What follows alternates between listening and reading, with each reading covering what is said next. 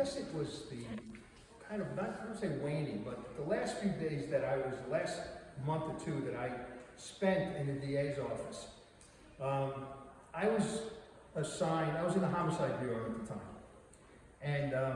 And I was, it was a quiet day, and I forgot exactly what I was working on. And my boss comes into my office, knocks on the door, comes in and says, come out for a second, I want to talk to you. So we go out, he says, come into the office. And there were two detectives from the Homicide Bureau, Police Homicide Bureau, in his office. And I knew both of them because I had done a lot of work in homicide cases. And I said to my boss, his name was Marty. I said, Marty, well, what's going on? So he said, well, these two guys have someone who wants to talk to us, meaning wants to give us information. I said, okay, and so why am I here? He said, well, his name ends in a vowel, your name ends in a vowel, so I think that you two will probably hit it off, and that's why you're here. So go talk to him, see what you can get out of him, what he wants to say, and I did, and it was quite an adventure, I have to say. I had done lots of homicide cases, and I had done lots of other cases while I was there, but I had never handled, and I had done even a couple of mob cases, but I had never handled an informant. And I never handled a hitman, in terms of a hitman saying, I want to essentially come clean and tell you what I know, and obviously he was looking for help. And I'll tell you how he got to us in a second. He was one of the oddest characters that I have ever met. In addition to the way he looked, and I'll mention that in a second, it was the way his whole idea of how life should be and what honor is. And he was very, very big on making sure that he was honorable and that the people around him were honorable. Now, in his life, the life of a mafia hitman, people were honorable if they did what the mafia code, if they kept the mafia code.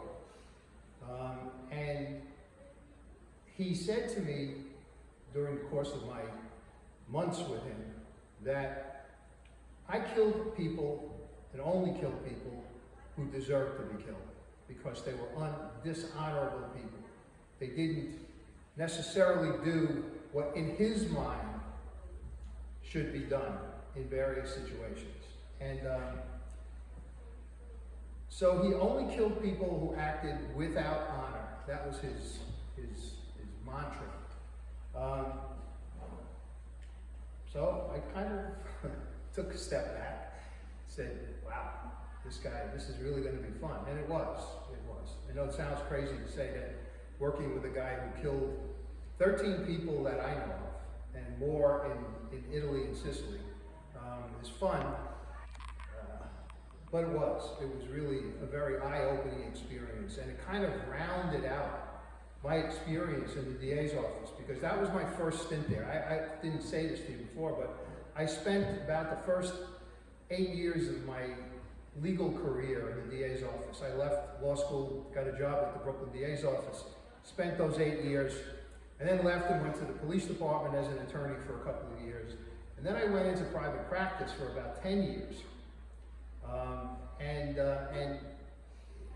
having dealt with Luigi really kind of gave me a lot of insight into people who I started to deal with on a more regular basis when I was in private practice.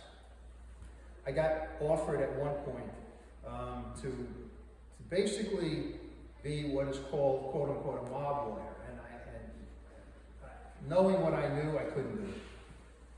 Because you're not just a lawyer. You know, they want you to go to their weddings and funerals, and they want you to be on call all the time. And even though it was good money, it was not for me. And I turned them down. And working with Luigi was part of that. So let me tell you a little bit about Luigi, what he told me about himself. He came from Catania, Sicily, and which was not the hotbed of the mafia in Sicily. Palermo, the capital, is where the main mafia families were situated.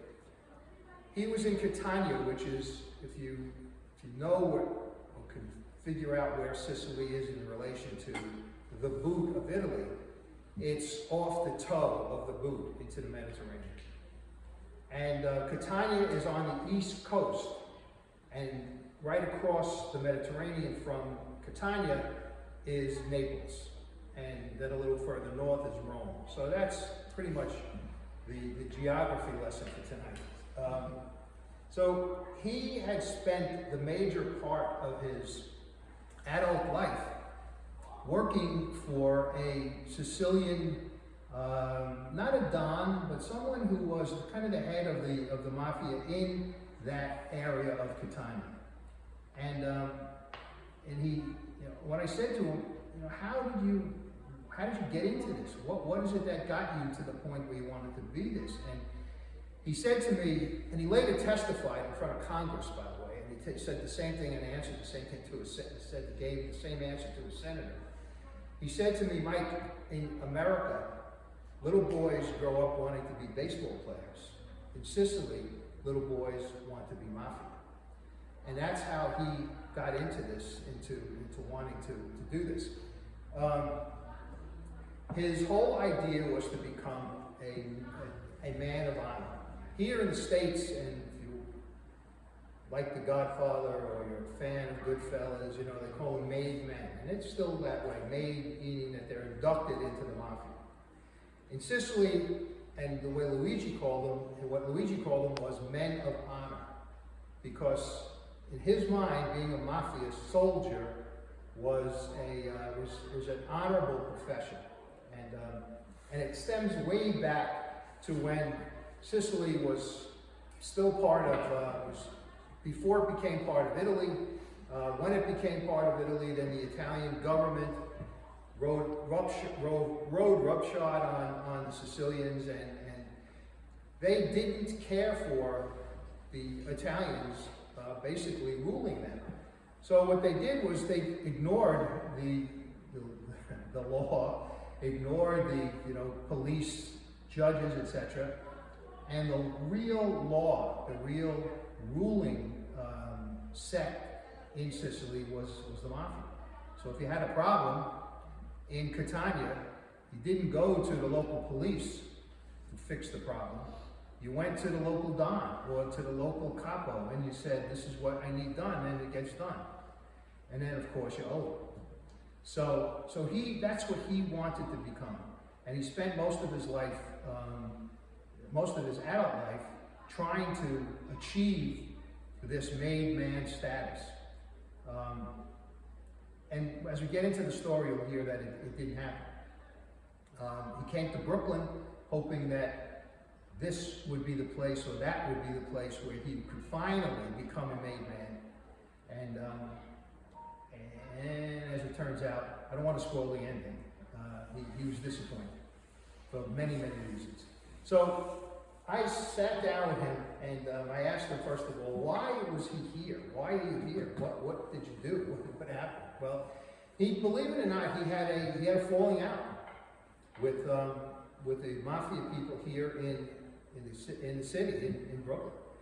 And also with a very, very powerful mafia figure from Italy who had come to the United States and was a financier who in Italy was essentially taking over banks and then bankrupting them. He was using them to launder money, and he was also stealing from them. And he came to the United States and he purchased a bank out here on Long Island called the Franklin National Bank. And I don't know if any of you know the Franklin National Bank. Okay. So this particular guy was Michele Sindona, and Sindona had bankrupted banks all over Italy. And then he came here and did the same thing. And then he finally got caught. And he went to Luigi because he wanted Luigi to take care of his problem. And I'll explain in detail what that meant in a little bit. So when he said, Luigi said no to Sindona, well, he was going to have a problem. And he realized it. And then he had another issue with someone else. And he finally realized that, you know what, I better, I better be smart and get out of this life as best he could. And he went to the FBI, and then he went to the FBI, got what they wanted out of him, then he brought him to the police department because there was an open case, an open murder case from Brooklyn that he confessed to. He was the killer.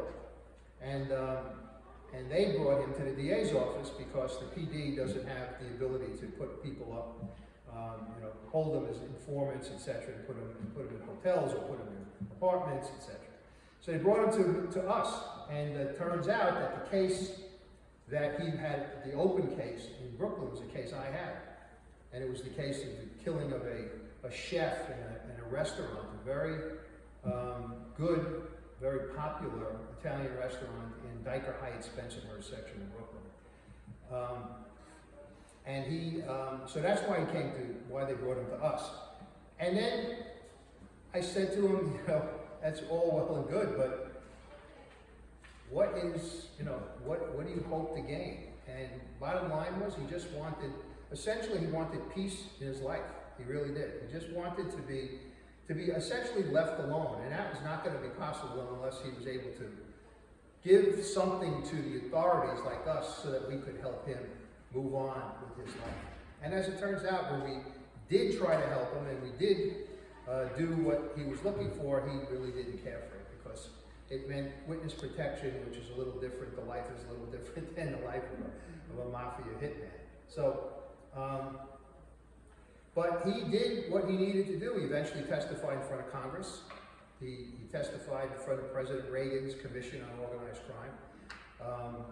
The subject matter was the mafia selling drugs, which, if you watch any kind of movie, read any kind of book, read anything about the mafia, they're supposedly hands off as far as drugs are concerned. It's total bullshit. Total bullshit. The French Connection, how many saw that movie? Anybody? Okay. The French Connection was a mafia deal. The Pizza Connection, which was later, was another mafia deal.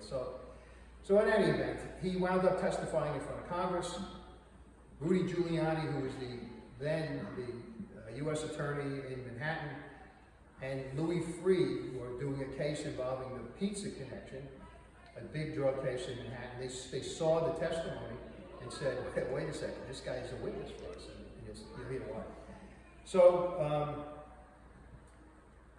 he came, testified in other cases, and then he was, in his mind, he was essentially abandoned, which was not the case. And he made a very serious mistake, or almost made a serious mistake that probably would have cost him his life, but it didn't. So really, what I'm going to tell you, the story I'm going to tell you, is about this life, this shadowy life of a mafia figure, in this case, a mafia hitman, a guy who essentially kills people without even giving it a second thought after it's done. You kill them, it's a job, and then you get out of town, wait for the heat to calm down, and then you come back. So let me take you back to the beginning. So he came into the office. My boss said, he's yours, and I went into my office and I told him, actually I went into the conference room because I had a small office at the time, and there were two detectives, there was Luigi, me, so I needed the conference room table, and I'm sitting there waiting for these guys to bring him in, and he comes in, and I couldn't believe it. I said to myself, is this guy here to clean dump the garbage? I mean, he looked like a guy who was a plumber, a guy who was a regular, one of the maintenance men in the building. And it turns out that was this hitman, and I couldn't believe it. He was being held in the Brooklyn House of Detention in a segregated unit because he was an informant, and people in jail don't like informants. If they found that out, they would have killed him. And it turns out he was put in a place where later on he helped me with another case. So but I'm getting ahead of myself. So he comes in and sits down, and the first thing he says to me, introduce myself, and he says, where is your family from? Obviously, the Italian name, so I told him that, you know, they're from Naples. He was from Sicily, but at that point, I could tell that he relaxed. He wasn't dealing with the FBI, who he couldn't stand, who really screwed him and his wife at one point, and almost cost him his life and also his wife's life, while they were in custody of the FBI. So he didn't like it. So I told him where I came from, and then I said to him next thing, because I know how important this is to Italians in particular. I said, "Are you hungry?" So he said, he smiled. Yeah. He said, I said, well, okay, I'll take care of it. He said, what have they been feeding you? He goes, merda, which is shit in Italian, in Brooklyn house. So I said, okay, so what do you want? He said, a veal cutlet, Parmesan hero, and a beer. Okay? He had been in America long enough to know all about veal cutlet, Parmesan, and the Italian-American food as opposed to the Italian food. So I sent a detective, one of our detectives, the DA's office. The cops left me with him and a couple of our detectives. The DA's office had their own detective squad. And his name was Percy Spellman, about a 6'4", 6'5" African-American guy who was a sweetheart. I mean, just a wonderful guy. And I said, Percy, can you go and get him a sandwich? He goes, yeah, no problem. So he goes to an Italian restaurant right near the office called The Queen on Court Street, brought it back. And I knew once he took a bite of that Parmesan hero that I have, and he loved it. And every time he came in to talk to me, because you can't do all of the debriefing in one sitting, I had the veal cutlet Parmesan hero and the beer waiting for him. He loved it. He loved it. So after that, I guess maybe for the next 5 months, Luigi and I were a pair. We were kind of frick and frack. We were together all the time. And I think back now, and I've done this talk many times, and every time I get to this point, I think about how my grandparents would have taken this if I went home, and even my parents, if I went home and said, hey, you know what I'm doing? I got this Sicilian hitman that he and I have become, pretty close, where he likes me, I like him. He's opening up to me, and because they were hard-working immigrants who came during the 20s, my grandparents, and they were not interested in the life or in mafia. So I think it would have been a very shocking situation if they were around and they heard who I was dealing with. So anyway, I asked him, what is it about what you do that is so important to you? And that's when he told me that whole thing about the code, about killing people who basically don't act with honor. And it was hard for me to really grasp at that point. I had been prosecuting cases for a long time. I've been a lawyer for a while. I grew up Catholic grammar school, Catholic high school. I went to St. John's College. Then I went to Hofstra Law School. And my parents, as I said, were just wonderful people. And my father had his own business. He was a hardworking guy. My mother stayed home, took care of my sister and I. And it was just something that I couldn't grasp until I understood it by the time he and I had been finished. And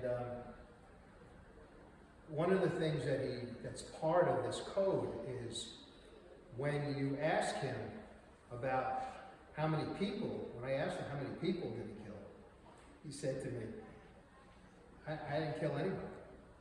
The people who paid me to kill him, they're the ones who are responsible. So that was his way of kind of justifying what he did in his head.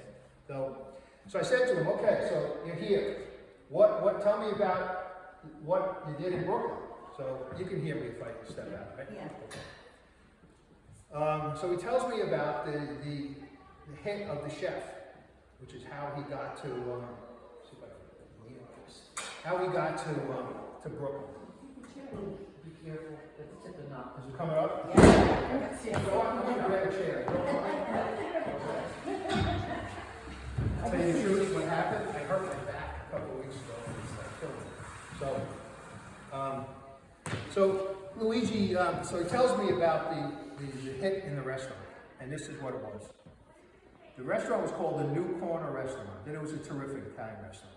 And a lot of law enforcement people, a lot of neighborhood people, people outside Brooklyn. It was very good. And he gets asked by a Gambino associate who he hooked up with eventually. When he came to Brooklyn, he hooked up with the Banana family in Knickerbocker Avenue in that area of Brooklyn.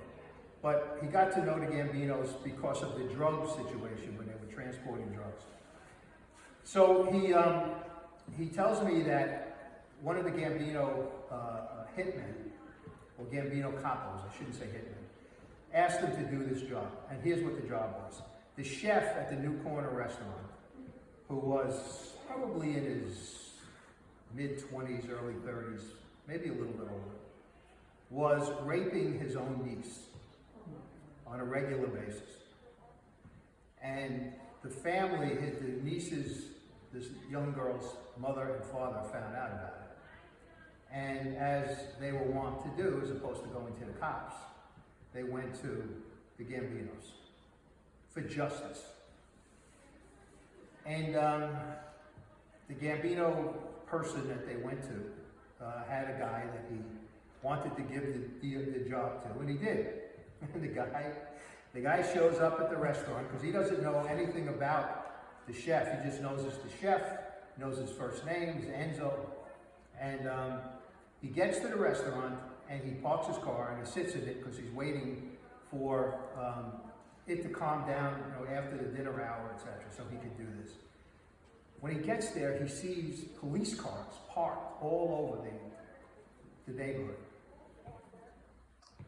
He says, I'm getting out of here. I'm not doing this. And he takes off and he doesn't do the hit. Turns out, you know why those guys were there? Those cars were there and that guy's in gown? They liked the food. And they were there to eat. So they came, parked the cars, and this guy saw it. Anyway, he takes off. And that leaves now an opening. They needed someone to kill the chef. And they get Luigi. And they tell Luigi what the deal is. Luigi was like, talk about wanting to, somebody who in his mind deserves to die, who acts without honor. This guy was at the top of the list. So, but he doesn't know Enzo from a hole in the wall. He has no idea what he looks like. He has no idea who he's going to kill. But he takes the hit. He said, I would do it for nothing because of what happened. But he didn't. So I think he gave him a discount though. But he goes to the restaurant and he walks into the kitchen and he asks for Enzo in broken English. And that's another thing why he and I got along. He spoke in this broken English, and I grew up with my grandparents. My grandmother particularly spoke this broken English. She never wanted me to speak Italian to her because she wanted to learn English. So she always kind of spoke in this half Italian, half English kind of thing. So I was good at understanding, the broken English. So he says, he walks in and he says, Enzo here. No, Enzo's in Sicily. So Luigi turns around and says, okay. When is he going to be back? And they tell him he's going to be back in a couple of weeks. So he waits. A couple of weeks pass, he calls the restaurant first. Enzo there? No, Enzo's still in Sicily. His mother died while he was there. So he's staying in Sicily and he makes a couple more calls. And then finally, one night, the answer is, yeah, Enzo, he's here. So now he has a couple of things to do. He still doesn't know what Enzo looks like. So he goes with the Gambino soldier who got him into this, and the young girl. And they drive to the restaurant about 2 o'clock in the afternoon because he knows that Enzo comes on as a chef at about 4. They sit across the street from the restaurant. At about 4 o'clock, a little after 4, young girl says, "That's him." That's it, points him out. Now they're good. They take her home. Now they have to wait until, as I said before, until after the dinner hour, so it's a little easier when it's empty in the kitchen, or emptier. When they come back, the Gambino soldier gives Luigi a gun. Luigi walks into the kitchen, and as people clean it up, they're all getting ready for the next day. And he says, "I'm here, Enzo here." And some guy says, "Yeah, Enzo's over there by the stove." Luigi walks over. He said, "Yeah, Enzo." Guy turns around, puts a bullet right in his head. Then when he's down, puts another bullet in his head. Walks out of the restaurant, gets in the car, gives the gun to the Gambino soldier and says, "Get rid of the gun." He finds out later on, after he came to me, that the gun was not gotten rid of, and it was used in another homicide by somebody in the mafia. So Luigi takes off. He goes to Atlantic City, and now this was became his modus operandi. Every time he would do a hit, he would make sure wherever he was, he knew the route to the Jersey Turnpike so he could get down to Atlantic City, and that's what he did. Now, I got to tell you a little bit more about Luigi. Luigi he liked to gamble. He also liked the ladies, and he liked to drink. But he never had enough money to really take care of his family and do that. So he did a lot of the hits and a lot of other things to put money in his pocket to take care of that. So I said to him, I said, "I know what you like." He said, "You went to Atlantic City before gambling." He goes, yeah, but it was nice down there. It was nice because there were a lot of cocktail waitresses, and he was, that was basically it. He had set up his family when he came into Brooklyn, not far from Knickerbocker Avenue, kind of like the Bushwick area. They had an apartment for him, and his wife and 2 daughters were living there. So that's why they brought him to me and to us, because he had this open Brooklyn case, because he was never arrested for it.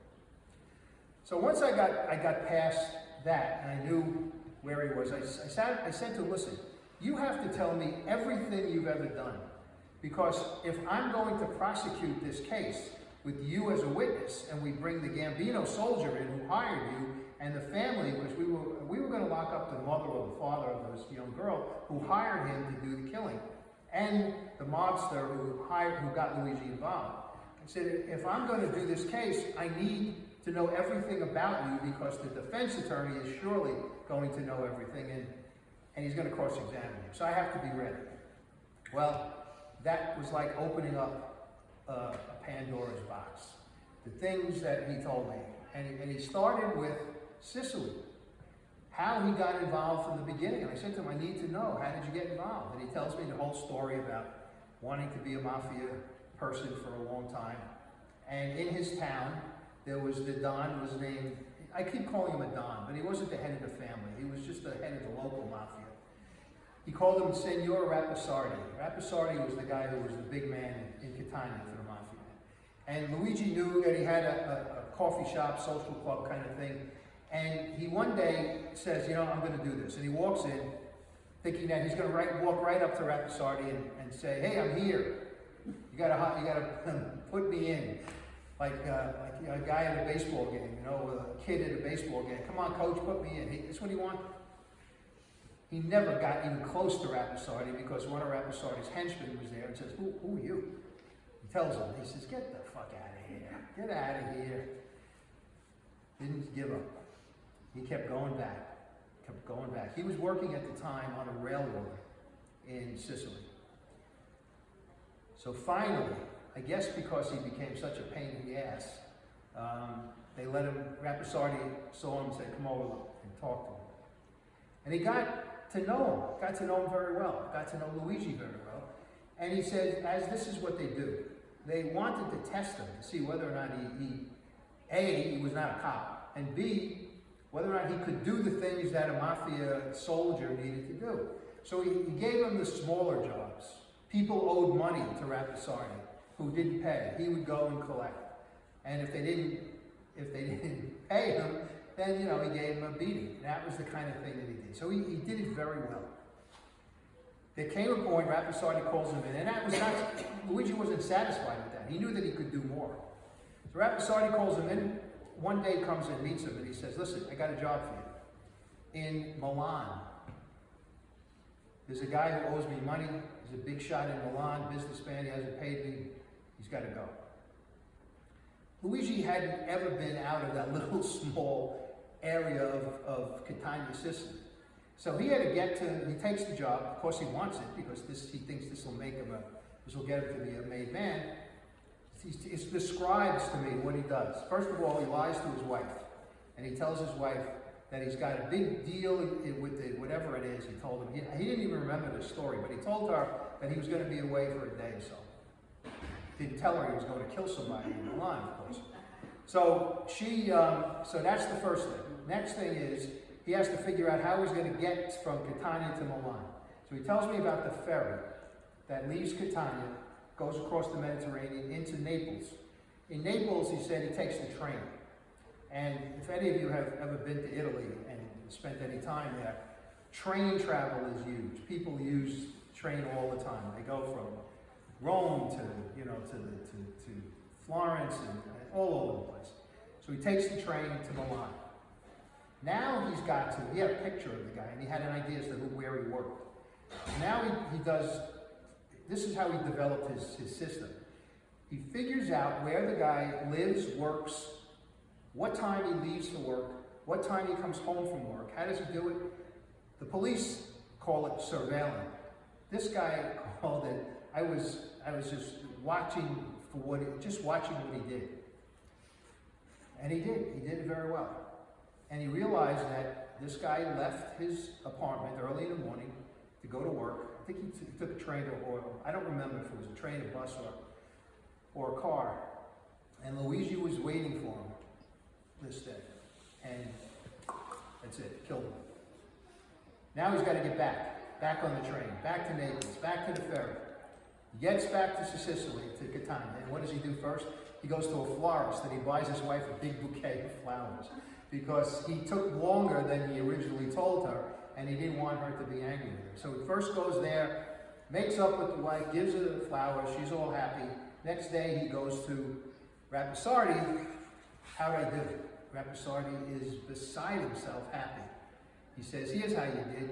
He threw an Italian newspaper at him, front page story of the hit of this particular businessman.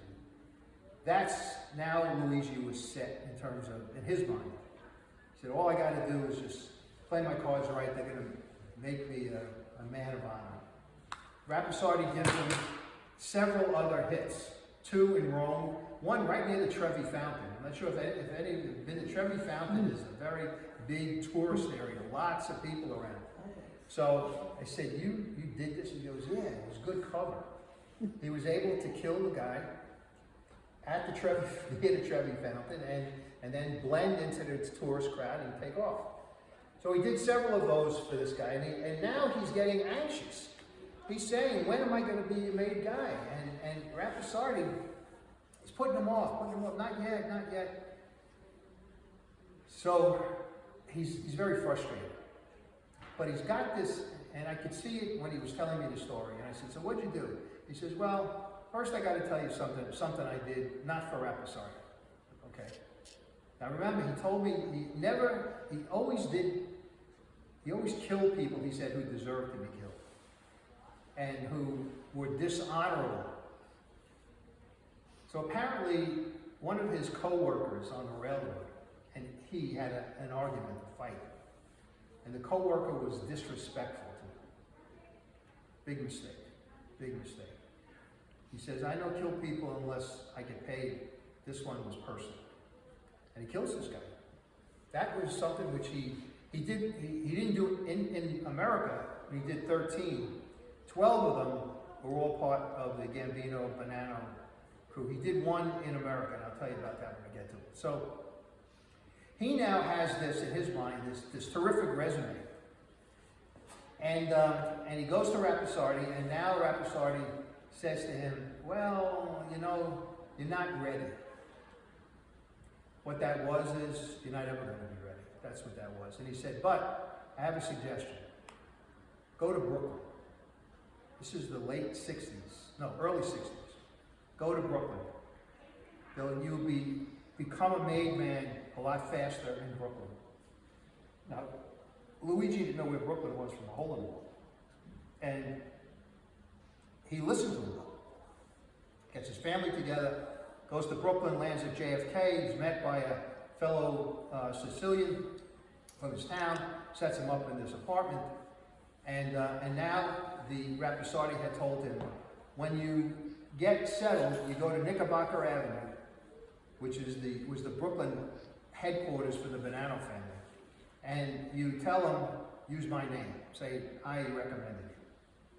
So he finds out, goes to Knickerbocker Avenue, asks around. Apparently the social club that he had to go to, because the guy who he had to see was a guy named Daquano. And he walks into the club, just like he did in Sicily, sees some guy who's dressed up very well. He figures that's Daquano. And he starts to walk to him. Guess what happens? The same thing has happened in Sicily. A guy stops him. Who are you? He tells him. He says, get out of here. Finally, he had gotten to a point where he thought, this is it, and he gets tossed away again. So he doesn't mope around. He plays it cool. He ultimately goes back a couple of times, and Daquano must have seen him, just like Rapisardi did, and he calls him over. And the first thing Luigi says to him is, he was reading a newspaper and he was drinking a cup of coffee. And Luigi says to him, you want an espresso? You want a sambuca? He wanted to buy something. So he says, who are you? Sit down. And he tells him Rapisardi's name. And basically the same situation occurs. They give him small things to do. And he does them very well. Now, the guy who was in charge at that time was a guy named Licata. Pietro Licata was the boss of the Bonannos in that Knickerbocker Avenue. He was a big gambler, not a drug guy, a big gambler. And Luigi wasn't working for him. He was working for Daquano, who was like the second in command, until Licata needed him. And he needed him for something which he thought was right up Luigi's alley. And that was, he had an illegal gambling operation on the second floor above his social club. It was a casino, an illegal casino, and he was losing money. Bad thing for the mafia. So he couldn't figure out what was going on. He knew that Luigi was a gambler. Never had any money because he always lost. And his idea was to get Luigi to go upstairs and to find out what was going on, why he was losing money. And he did. He finds out that two Gambino soldiers were actually gambling with counterfeit money. So it was useless, wasted money. And so he catches them the first day, calls them over to the bar, and he tells them that I got you. And they say, yeah, you shit, blah, blah, blah. And he says, listen, you don't leave now, you never come back. He says, you're never going to be able to come back because I'm going to kill you. Problem settled, right? So you think that, well, good, he's good.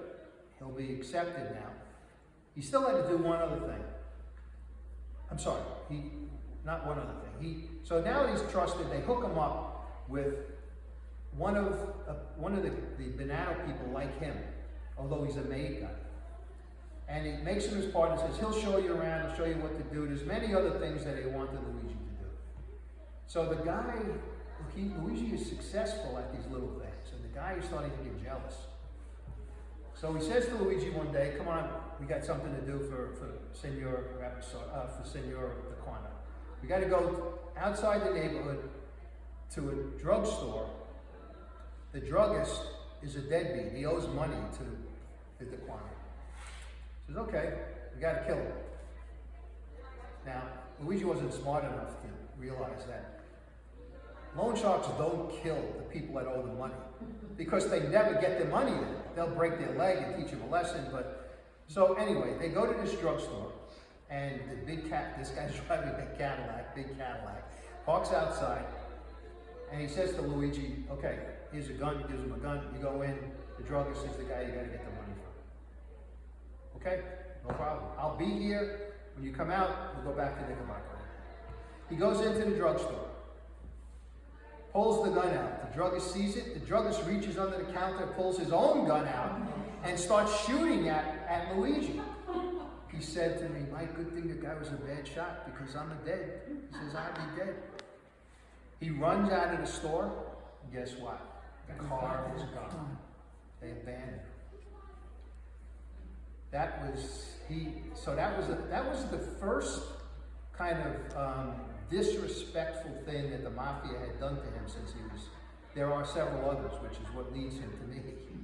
So he gets back to Knickerbocker Avenue, goes into DeQuanda Social Club, and is raging and wants to kill this guy. Paolo Laporta was the guy's name. Wants to kill him. And they tell him, "Whoa, wait a second. He's a made guy. You don't do that. Let's sit down." So you have a sit down. Anyway, they straighten it out at that night, right? I was laughing here. Laporta says, "All right, here's what the guy was going to pay. So you get half." Here it was. He gave him like $30 or something, and it was ridiculous. But they were supposed to be hooked up together as partners in crime, and they tell him, "You better make it work." Guess what? He did. He made it work. They got to the point where they were so good together that they were given a major job, which was to travel from Brooklyn to Canada with phony passports and to bring the passports to Sicilians who had left Sicily and were supposed to make their way into Brooklyn. Luigi had a legitimate passport. These guys didn't. And that's what they did. And the reason that they wanted all these Sicilians in Brooklyn for the Bananos is that Joe Bonanno and Carmine Galante were Bonanno was the boss, Galante was the underboss. They were into drugs. They were into the drug business beyond belief, which was supposed to be a mortal sin in the mafia. Except that they knew that once they became successful, the other four families were going to want a taste. They didn't want to give a taste. They didn't want to give anything. So they figured once the other four families found out what they were doing, there was going to be war, and they needed soldiers. So they imported the Sicilian men from Sicily to act as soldiers, which is why Rappisardi knew that it would have been easy for Luigi to become a made man because he was of that ilk. He was someone who was brought here to do the dirty work of the Bananas. So, Luigi continues to do well. He continues to make himself somewhat happy and the boss happy. So one day he's in the social club, which is downstairs from the casino, and Laporta, the guy who's the head, says to him, head of the family, says, "You know, I got another problem." He said, "One of my dealers is out today, sick." So Luigi said, "I'll do it." He always was volunteering to do these things so that he could become, known to the boss and in the boss's favor.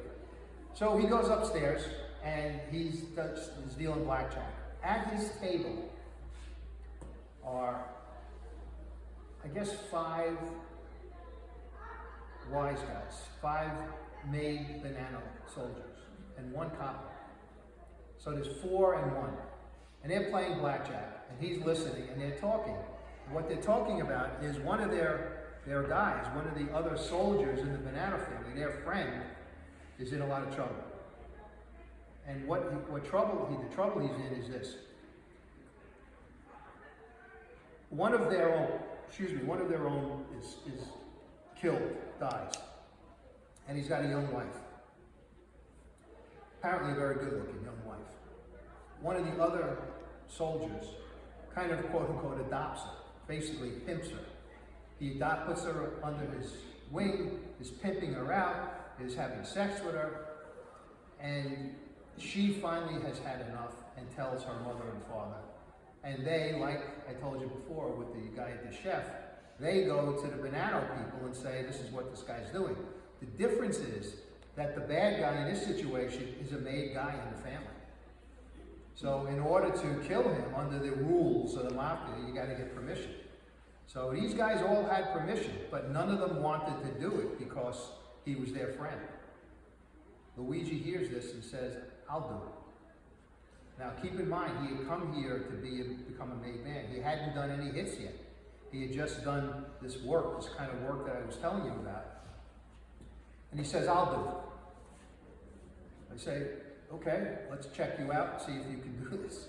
So the capo at the table goes to the boss, Knickerbocker Avenue boss, talks to him, and he says, yeah, Luigi's, you can trust him.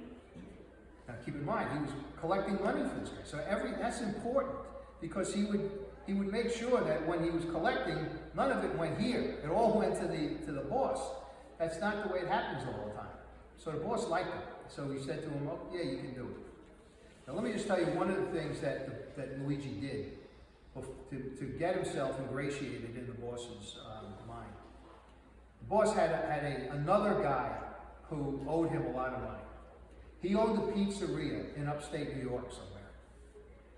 And he and his now good friend, the guy that left him at the pharmacy, were given the job of taking care of this particular problem. Now, this time, they did something a little different. Before, they wanted to, I said that you don't kill somebody who owes you money. So what they were going to do, what they did was this. They waited until the pizzeria closed. They parked the car about a block and a half away, watched, made sure the place was closed, and after it was closed, they waited a little while to make sure he wasn't coming back. They kind of broke into the pizzeria. Not kind of, they did break into the pizzeria. And this guy who was with him, Laporta, took the gas lines, all of the gas lines that went to the oven and to the stove, etc., and disconnected them, so that the entire pizzeria would fill with gas fumes. And they left. Walked back to the car, sat in the car about a block away, they can see. Luigi says to him, well, what's this? Well, what are you doing? And nothing happened. He goes, wait. So he waits about a half an hour. He goes to a payphone. Now this is how long ago this was. Actually a payphone on the street. Goes to a payphone and he calls the restaurant, the pizzeria. Gets back in the car and he says, watch. Boom! The whole place went up in flames. The spark from the old phones lit the gas fumes on fire and blew the place apart. So the boss in Banana Philly recognized that Luigi was okay. He was okay. So he gave him the okay to do this hit. And he did, for the first time in New York, what he did in Sicily. He scoped the guy out, found out where he lived, where he went to work, and one morning, the guy was getting out, came out of his apartment building, went up to his car. As he was getting in his car, Luigi killed him. Shot him in the head again, dropped, hit him again, got in his car, and drove to Atlantic City. That for the first time. That was the first time. So now he's a hitman. And he thinks that everything is going to be okay. And he's given a couple of other jobs. Taquana, who was his guy, is very happy with the way he's operating. And he wonders, again, when am I going to be made? And they tell him, patience, you're not ready. Now, let me give you a little hint, in my opinion, why it was so difficult for these wise guys to make him a man. He didn't fit the image. The guy was about 5'5" and 5'5" this way. He had this. He was not disheveled, but he had this. I can't even describe it. He came into my office and He had a pair of shoes on. I should point them like this. He could have killed cockroaches in the corner. One of those pairs of black shoes. He had the black pants. He just looked like kind of a, I don't want to say a bum. They just didn't look like, you know, the idea that these guys were always dressed well. They always carried themselves well. Luigi didn't look that way. He was very successful, but he didn't fit the image, and I believe that that's why they didn't make him. And that ultimately was what, you know, in my opinion, why he was held back. So he continues to tell me, and he mentions to me, as we're discussing now more, I told him, you got to tell me everything. So he says, well, I got to tell you this. And I said to him, well, where did this happen? And he said, it happened in New Jersey. I said, okay, tell me about it. He says, but Mike, you're never going to be able to find anything about it. I said, well, you leave that to me. He says, no, you're never going to find anything out about it. I said, okay, tell me the story. So he now, as I said, is very well respected, gets the job done. And he gets a call from Daquana one day, and Daquana is in his social club. It's a bright, beautiful, sunny day. Daquana's sitting outside at a table, and Luigi comes walking down. He says, sit down, I got a job for you. And this is the job. Let's see how you react when you hear this one. Daquana had a good friend who grew up together in Sicily, came to the United States around the same time as kids. Daquana went to Brooklyn. He went to Jersey, Newark, cop. He became a cop in New Jersey. So the cop comes one day to Knickerbocker Avenue and says to Daquana, you got to kill somebody. Daquana catches up. What's going on? How's everything? How's your wife? Everything's good. He said, but you got to kill somebody. He says, who? He said, my brother-in-law. Daquana's very aware of it. What's going on? And you ask yourself, why, if you're coming to a mafia person to kill your brother-in-law, why come to Brooklyn? Why not use, the DeCavalcanti family, which you probably knew about in Jersey? The reason was very simple. By the way, the DeCavalcanti family is the family that the Sopranos were modeled after. So, they were under investigation. They were wiretaps. So the cop didn't want anything to do with them. His concern was, if they talk on this wire that I hired them to kill somebody, I'm a dead man. So, in any event, he goes to Daquana and he tells him this story. His sister is married to a businessman, successful guy. I think he was in insurance. I'm just not sure, but he was a business guy. And his sister tells him that the husband was a big gambler, and he was a big gambler who didn't win very well. He was really a bad gambler. Always in Atlantic City, always owing money, always, he was just not good. He and his friends, about 2 or 3 of his friends, had a weekly game, poker game, that they all participated in. And the guy would lose all the time. This one particular night, he had what he believed was a terrifically winning hand, a hand that was going to win. The problem was the pot was too big, and he didn't have enough money to put the ante up to stay in the pot. So what he did was, he put his wife up as the ante, the cop's sister, and he lost. He took these 3 guys home with him that night, and for the entire night, they raped his wife. The next morning, she woke up. Of course, her first person she called was her brother, the cop, and told him the story. She was hysterical. The cop, of course, knew what needed to be done, and that's how come he went to Daquana. So I said to Luigi, did you make this up? This is a story that, he says, I swear, but you'll never be able to find it because the cop buried the paperwork for the homicide. Happened in Jersey. So He told me more, and I, you know, he didn't lie to me. He knew that. I told him right up front. If he lied to me about anything, then there was no deal. And the deal, of course, he wanted was a reduced sentence on the homicide that he already confessed to. So at the new corner. So Luigi sits down. DeQuana tells him the story, and DeQuana says, "I'm sorry, but he can only pay you $2,000." He said, "I don't care." He said, "I would have done this for nothing." He said, "This is the kind of thing that he deserves to die." But it's in Jersey. Now that might well have been, you know, like Slovakia as far as Luigi was concerned. He hadn't been to Jersey, didn't know anything about it. Finds out where the guy lives.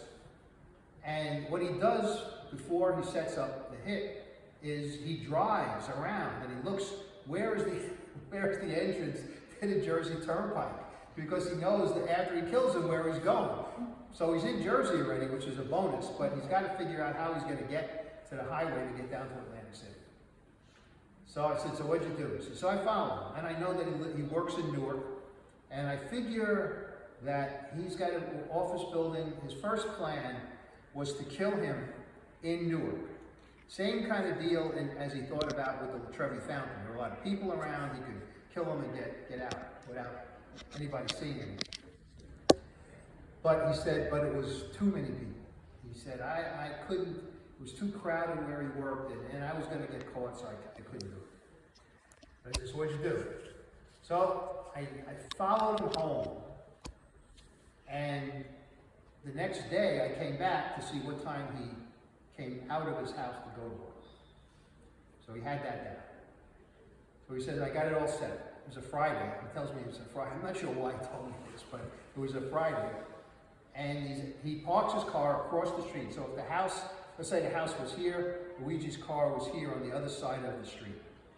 And it was a suburban area. So he said, I was parked and there were some bushes near where I had the car parked.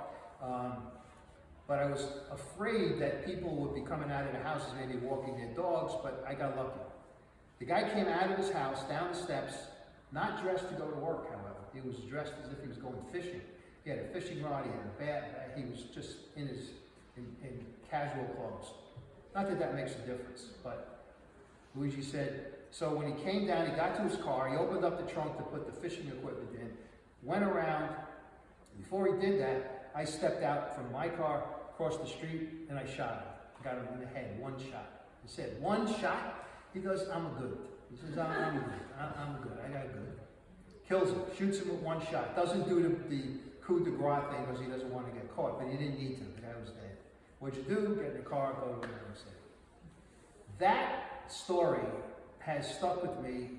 He told me this, it was probably 1978, 1979 when I had him.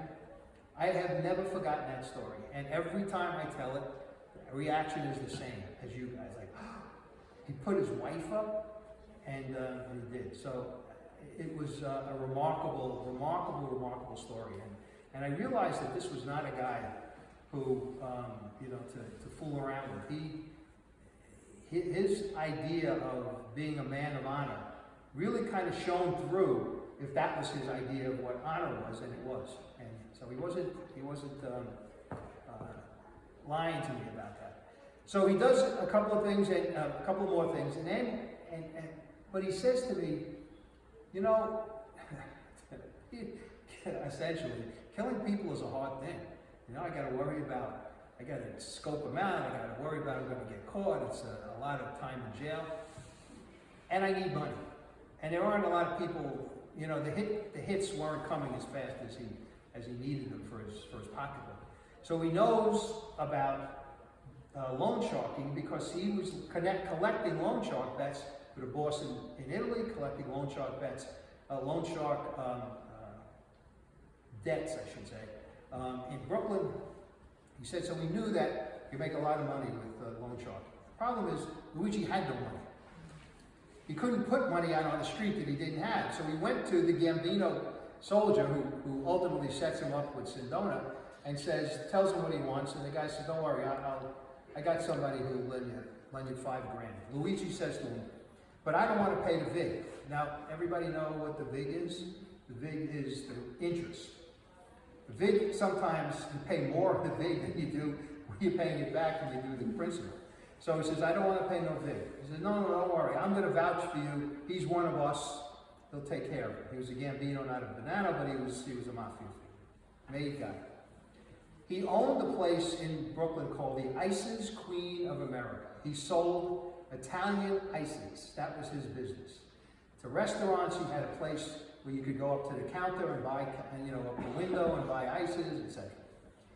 So he goes, Luigi gets introduced to him by this Gambino guy, and the guy treats him like shit, quite frankly. Who are you? I don't want to deal with you. So the Gambino guy kind of smooths things over. And he finally agrees. He says to Luigi, I'm only doing this because you're vouched for by him. Another reason why I think that whole appearance was a problem for him. So he says, here, you got a week. Here's the $5,000. Luigi says, no problem. He had it already set up. Two guys on Knickerbocker Avenue were going to borrow the money, and he knew that he told them that he needed it back right away. Anyway, he had it set up. He didn't care about a week. So the guy lends him $5,000. He says, I'll see you back here next Friday. That was a Friday night, too. So Luigi goes, lends the money to the two guys on Knickerbocker Avenue, and says, I need this right away. No problem, we got it. We just needed the quick money, etc. Okay. So he waits a couple of days. Nobody pays him back. Doesn't see the guys. Waits another couple of days. Finally goes to somebody on the street, a guy who knew these two, and says, where are whatever their names were? He goes, oh, they took off. They got $5,000 and they took off. They're gone. Luigi's like beside himself. So he goes on the Friday night that he was owed, that he had to pay the money back. He drives to the Ices Queen of America. And he tells the guy what happened. The guy says, I don't give a fuck. I want that money. He says, I don't care who you are, who vouched for you, I gave you that money, you knew the rules. He says, I'm giving it to Monday. And he's talking down to him. Luigi said, he treated me like Ned. So Luigi says, okay, it's night. He's closing up the business. He's at his desk. And Luigi gets into his car, starts driving back to Knickerbocker Avenue, and now he's burning. He's burning. Like the guy on the railroad in Sicily treated him, disrespected him. He said, I was vouched for. He says, nobody should treat me that way. Makes a U-turn, drives back to the place, walks into the Ices Queen of America, into the office. The guy's writing. He calls him, and he held a gun out, and he says something to him, and he shoots him in the head and kills him. So, gets in his car. Now he's killed a made guy without permission. So what happens? The guy has a wake. Luigi goes to the wake. Covered, he's got to, right?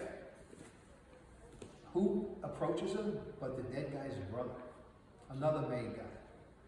Luigi says to me, he says, I'm a dead man. He says, I think I'm a dead man, he knows.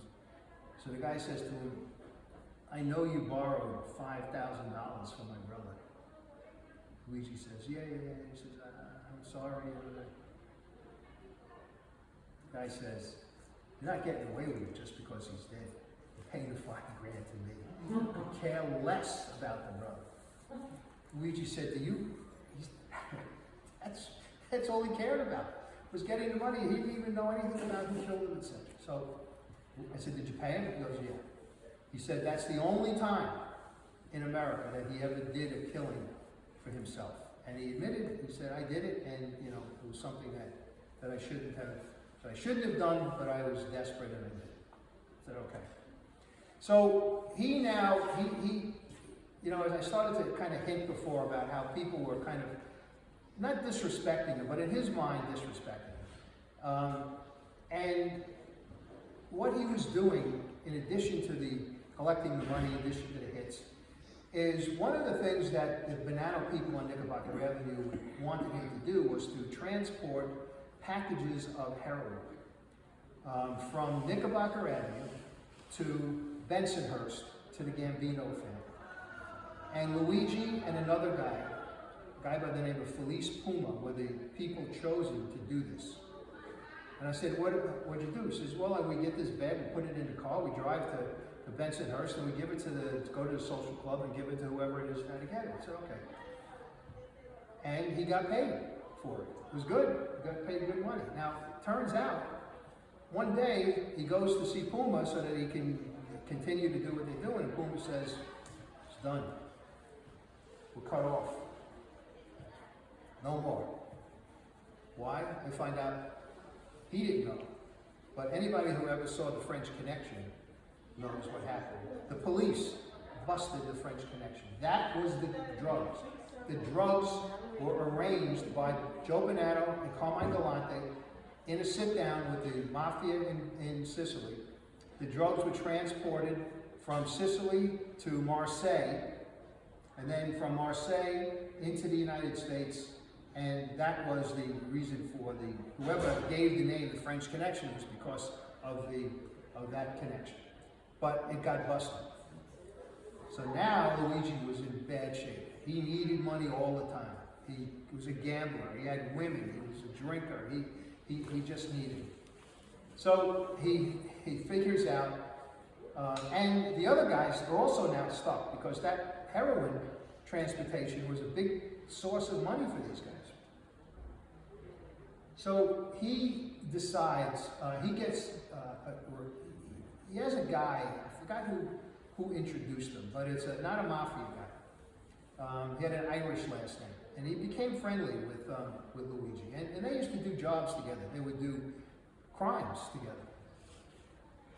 So somebody got a piece of information that there was a big diamond score that came into a jewelry store on 57th Street, 47th Street in Manhattan, in the Diamond District. And Luigi decides that he and this guy, after he arranges for someone to fence the diamonds, are going to go to 47th Street and rip off this jewelry store. In the middle of the day, they go into the place, they rob the place, $1 million worth of diamonds. And I said to Luigi, what was your plan? What do you do? He said, I walk out, I got the diamonds, I walk to 2nd Avenue, Diamond District is between 6th and 7th. I walk to 2nd Avenue, there's a guy there who is set to take the diamonds, I hand him the bag, and I go to Chicago until the heat's off. The diamonds were to go to a guy who was going to fence them, a Gambino soldier who was going to fence them. And the deal was Luigi was going to be told when it was all set to come back and he's going to get his piece of the pie, right? So I said to him, you walked from 6th Avenue across town with a bag full of diamonds after holding up the place and nobody stopped you? He goes, no, nobody stopped me. I still find it hard to believe that he could get away. He walked. He didn't get in a car, he walked and got to 2nd Avenue and handed the drugs. So, of course, nothing goes smooth for Luigi. There's always an adventure. He goes to Chicago. He's got a hotel room that the mob has set up for him, right? He is in the bar after he checks into the hotel.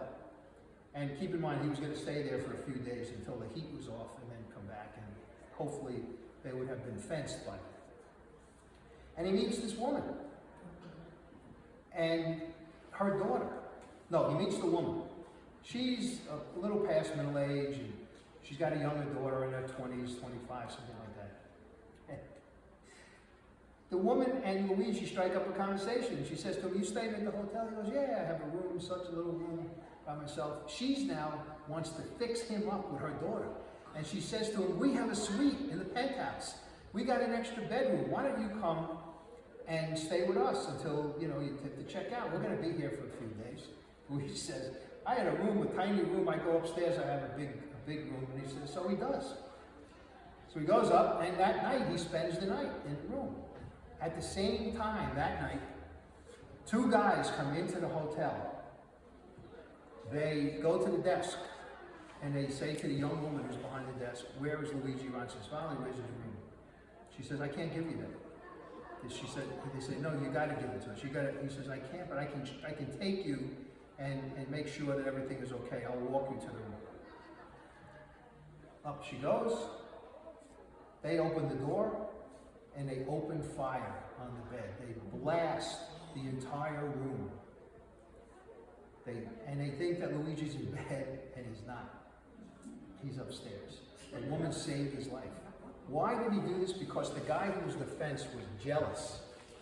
Kept telling him, remember, there were things that were happening that they didn't like him. And now he said, these motherfuckers, they want to kill me. They almost killed me. Thank God for that woman. Next day, he spent the entire day in the police station because they shot up his room, even though he wasn't in it. He wanted to know what was going on. So he makes his way back to New York, out of his mind, angry. He goes to Knickerbocker Avenue, speaks to the boss. By this point, there's a guy by the name of Salvatore Catalano, is the boss on Knickerbocker Avenue. Catalano, he says, "I want to kill the guy." He knows who set it up. It was the fence. And he says, no, we have a sit down. Okay. I guess it was the next morning or maybe the day after, they meet in a restaurant in Manhattan, Midtown Manhattan, before the restaurant opens. Totally closed. It's open for them. So it must have been a wise guy owning the place. And Luigi says, "I show up with my friend, the Irish guy, thinking we're going to get our piece of the pie, because they were going to distribute money and or diamonds if they hadn't been fenced. And the diamonds, some of them had been fenced, but not all of them. So they sit at the table. Luigi threatens the guys, "I'm going to kill you," and they squash that. And I say, "So what happens?" He says, "Well, before I get anything, there's one big diamond left." They had money, but there's one big diamond. He says, "I think that it was for me." Until a guy walks into the restaurant and sits down at the table, and they're all, they're all deferential to this guy. And they slide the diamond across the table, give it to him. He takes it and walks out. I said, "Who was it?" He said it was Paul Castellano, the head of the Gambino family. He came in to collect his piece because the fence was a Gambino piece. I say, "What happened? Did you get your diamonds?" He says, "I don't get it. I don't get nothing I'm supposed to get. $1 million worth of diamonds, I get $30,000. So he's again pissed. So he still has to make money. And now this guy, Puma, comes back to him and says, "We're back." Luigi says, "What do you mean we're back?" He says, "We're back. We got the pipeline is back, the drug pipeline." He didn't know what he was talking about, but it was back. What it was now was the pizza connection drug. And what Galante and Bonanno arranged was for the drugs to go into Sicily now, to be disguised and hidden in boxes of pizzeria supplies, mozzarella and tomato sauce and flour, etc. They had set up and bought pizzerias on the East Coast into the Midwest, so that every time they got a delivery, they would call up Brooklyn. We got the delivery, and then guys would go and pick up the drugs and bring them back to Brooklyn. Those drugs then had to be transported from Brooklyn across the country. Luigi was again roped in, and this is a kind of a funny story. So they tell him, you got to bring bags of heroin to LA. He goes, "How am I going to do that?" He says, "You're going to do it on a plane." He goes, "What?" He says, "Here's what you're going to do. You go buy a suit, 3 sizes too big. Put it on. They wrap the bags of heroin up, and they stuff it in the pockets of the suit and in the back. They strap it to his body, and they tell him, when you get to the airport, you wait at the gate. You wait till everybody gets on the plane, and then you go to the gate and give them your ticket and get on. That way, there's no problem. You don't have to bump into anybody." And he does that. And they tell him, "Do not fall asleep." I don't care how tired you are, you go across the country, do not fall asleep. He sits in his seat for the whole trip to LA. There's a guy in LA who meets him. He gives him the drugs. The guy in LA now kind of befriends him, and he now knows who he has to deliver. He makes so many of these deliveries that the guy in LA becomes his buddy. And they go down to Mexico, partying, etc., all kinds of stuff, right? So I said, you transported drugs? He says, yeah, it was easy. Nobody bothered me. And it was, think about it, it was before, obviously before 9/11. Nobody went through metal detectors or any kind of searches. I said, so where else did you bring it? 2 other places, Chicago and Miami. How'd you do Chicago? Chicago he did on a train. The difference was they bought this big, huge suitcase, filled it with heroin. Gets on the train. He said, don't put this in the overhead compartment. Keep it between your legs. When you get to Union Station in Chicago, you go out. There's going to be a guy who's got a taxi or a sign that says your name on it. He's a taxi guy. You get into the taxi. Did you do it? Yeah. I said, what happened? He said, he drives around the corner to the other side of the terminal, lets me out, takes the bag. I go back into the terminal, get on another train, and go back to New York. Nobody bothered you? Nope, nobody bothered me. Last thing about Miami. What happened in Miami? Well, it was a little different. In Miami, I had to pick up drugs. I get a call one day from his buddy Puma. We're driving to Miami. I said, for what? Oh, no, I'm sorry. Puma tells him, meet me on Collins Avenue, a particular street in Miami Beach, 8 o'clock in the morning tomorrow. So he gets on a plane, gets down there, meets him, and he says, where's the stuff? He goes, it's in the car. And he points to a little Porsche. He says, that's where we have it. He says, yeah, the Porsche, the whole back is all drugs. Get in the car. He hands Luigi a Lupara, which is a shotgun that they use in Sicily. He said, what's this for? He said, we got millions of dollars worth of heroin. We get stopped by somebody who want to hold us up. You got to shoot him. So Luigi says, how are we going to drive from Miami to Brooklyn through the South and nobody, and with the cops that stopped it? He did it. They did it. I said, you didn't get stopped by any of these small towns, by some local yokel? Nope. All the way to Brooklyn. Now, all of this becomes important because at some point, he is asked by Sindona. Let's see, we're getting close to the end. He's asked by Sindona, Sindona gets into trouble, as I mentioned at the beginning. He gets indicted in New York and indicted in Italy. In Italy for robbing all of those banks and for causing what ultimately became the fall of the Vatican Bank. And he also causes the fall of the Franklin Nation. Sindona also is responsible for killing Pope John Paul I, because Pope Paul VI recruited Sindona to take care of the Vatican Bank money because he was a financier. And Paul liked him, he did very, very well. He thinks he was doing very well, but I know from a guy who was actually robbing the Vatican Bank, an informant of mine, that they were stealing stock certificates, they were stealing all kinds of stuff from the Vatican Bank. In any event, Paul VI was no wiser. Cardinal Albini, I think his name was Albino, in Venice, when the Venice Bank, and many Venice banks were collapsed by these guys, he found out about it and he knew who was involved, and he did not want to have anything to do with Sindona. So when he became Pope John Paul I, the mob knew that he was going to be trouble for them. So he had to be killed. And a Cardinal Marcinkus, who was in charge of the Vatican Bank at the time, had a nephew who was a hitman, a mafia from Brooklyn. And they had a plan to kill the Pope while he slept. He would take tea or whatever it was every night before he'd go to sleep. This guy from Brooklyn told him what to mix together, and they gave it to him, and ultimately he died. And how do I know that? Because the guy told me. The guy who put the cocktail together told me all about it. Said that. So in any event, Sindona now gets indicted. Now he's really in a lot of trouble. So he goes to Luigi to take care of it. He wants the trouble gone. How does he want it gone? He wants the prosecutor in New York to be killed.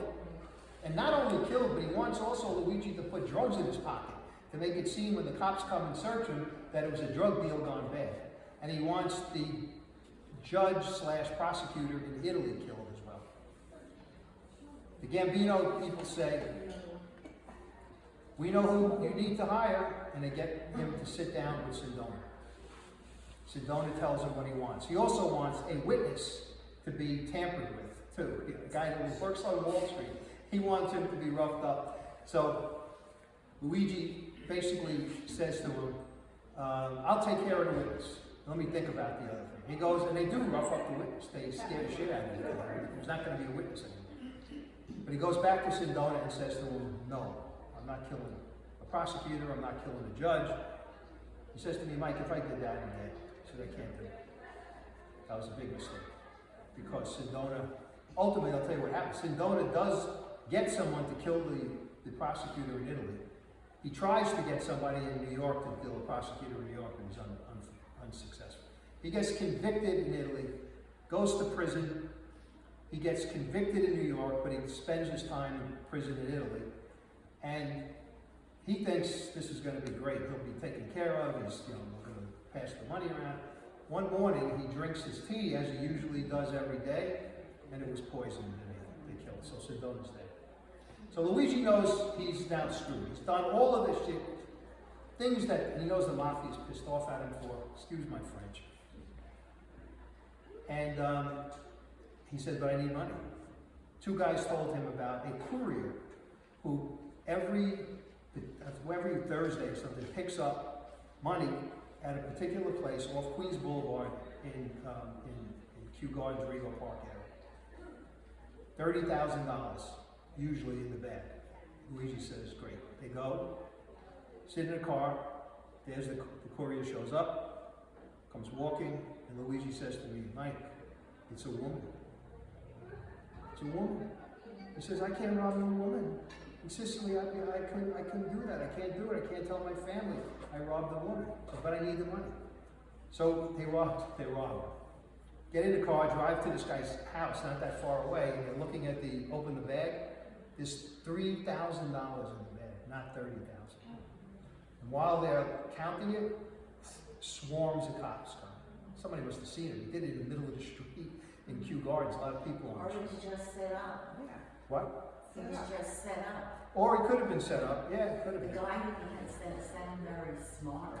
So he goes to jail. He goes to jail. He says, Micah, I can't testify. I can't hear anybody say that I robbed the woman. I got to get out. I got to get out. And what he wanted to do was get out and go to Sicily. So who does he call first? Sindona, of all people, and says, I need $500 for my bail. Sindona tells him basically, what do you think? Yeah. So he finally gets his brother-in-law to put the money up. He gets out. He goes to home, calls Sindona on the phone and says, listen, I want 30 grand or I'm going to the police and I'm going to give up everything I know about you. Sindona says, basically, no. What happens?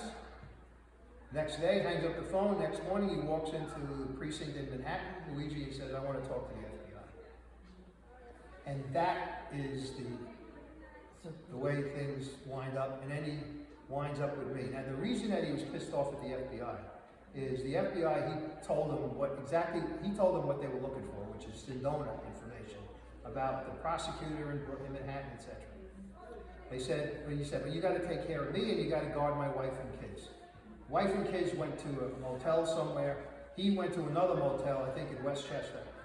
And while he's there, he's debriefed, he gets a call. His wife reaches out to him. She says, there's somebody here, outside the door. We're supposed to be being guarded by... So he goes nuts. He wanted to kill the FBI. They calm him down.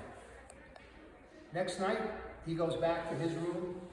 There's a knock on the door. He opens the door, and there are two guys standing in front of the door, in suits, not FBI agents. And they just look at him, nod, and he says, I'm a dead man, so they know where I am. He went absolutely hit the FBI. He said, I wanted to kill the guy, and he started a fight with him because he thought that the FBI now had double crossed him.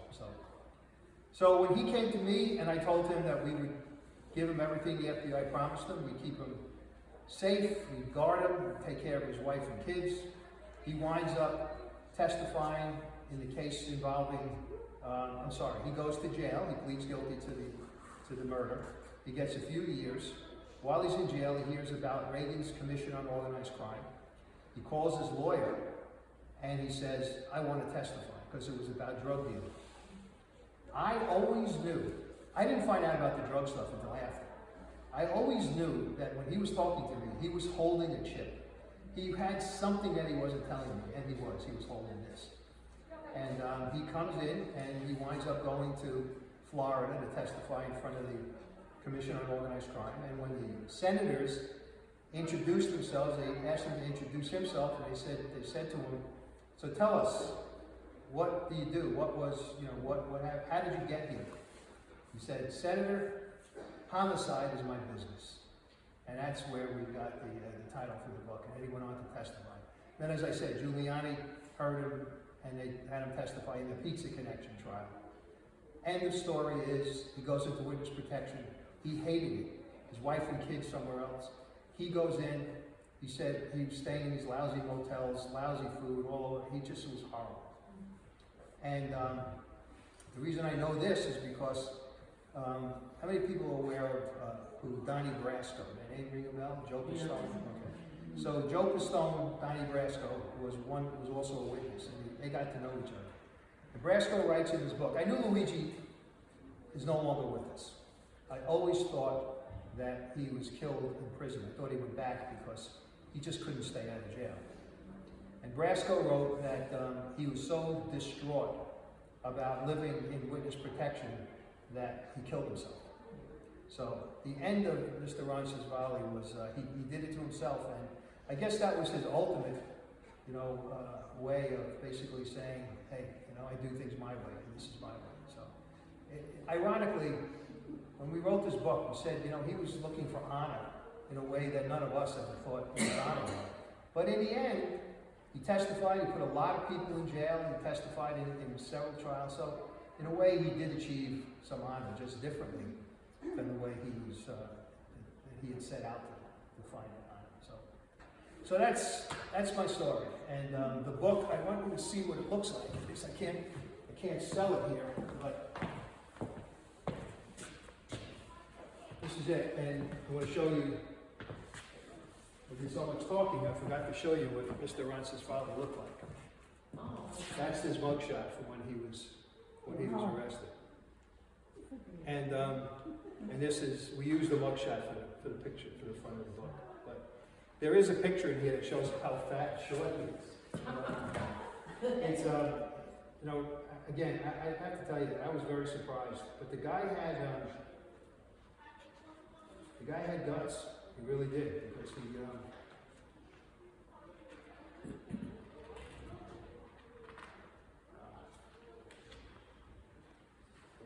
of course, it's probably the last page of pictures. Are you the author and the dog on the cover of the book? Yes. Okay. Yeah. I had this story in my head for a very long time. This is about the fourth or fifth book that this was the fourth book that I did. And see, there he is. See? That's his lawyer. He testified. He testified in the Pizza Connection case against Catalano. And again, of course, he's always hurting for money. And he said he just couldn't make it. So he calls this lawyer. And he says to the lawyer, I want to recant if your boy will pay me. And he recanted. Never got to be filed in court because But did he get paid?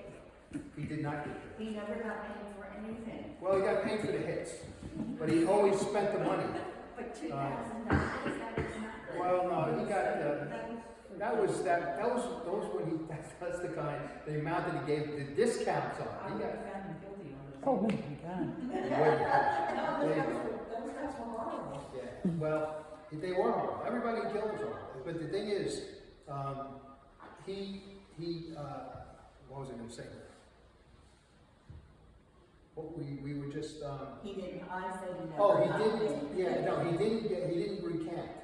He was smart enough, and he tells it, it's in the book, he said, I thought about it, he said, if the lawyer was smart enough to say to him, because I don't think the lawyer really trusted him. The lawyer was smart enough to say to him, you perjured yourself. If you go on the stand and say that you're recanting what you testified to on the oath is perjury, you're going to go back to jail. One night, he said, I thought about it, he said, I can't do it. So who does he call? Oh, here's Bananas, the Banana. He represented Salvatore Catalano. So he calls a detective who I had hooked him up with, and he said, I need your help. And he went to him and said, they want me to I want to recant, and they talked him out of it. And that's, Giuliani made a big statement in court saying that, he was honest about it. He said he was going to recant, but he's not, etc., etc. And the conviction stood. And in fact, the Pizza Connection, the indictment is in the book too. You can see how many defendants were part of this count, who were part of this. It took. These are all the defendants in the Pizza Connection case that he testified against. Yeah. So, I always wonder what happened to his wife and his kids. I was hoping that maybe, I do a lot of this kind of thing, and also podcasts and radio, and I did a lot when this book was first out, and also social media, and I wondered if one day I would get a call from his wife, but nothing so far. If it happens, I'll let you all know. So that's it. Anybody have any questions? If not, we'll wrap it up, and I will thank